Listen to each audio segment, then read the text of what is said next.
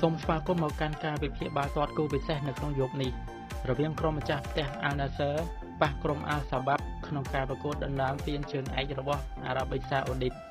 ក្នុងសប្តាហ៍ទី 24 នៅទីក្រុង Riyadh បច្ចុប្បន្នក្រុម Al Nassr មាន 47 ពិន្ទុឈរនៅលេខរៀងទី 4 ហើយការប្រកួតចុងក្រោយរបស់ Al Nassr បានចាញ់ក្រុម Al Roba 2-1 នៅក្រៅដីសម្រាប់ឯក្រុម Al Shabab វិញស្ថិតក្នុងចំណោមថ្នាក់លេខរៀងទី 6 មាន 39 ពិន្ទុ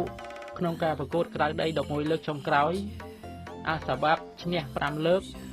ចាញ់ 4 លើកនិងស្មើ 2 ការទស្សន៍ទាយរបស់ Admin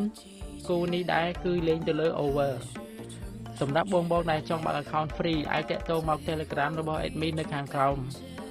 លេងជាមួយ website online UFABet ដែលឈានមុខគេនៅអាស៊ីខ្ញុំបាទ Admin វិចិត្រសូមជម្រាបលាជួបគ្នានៅពេលក្រោយ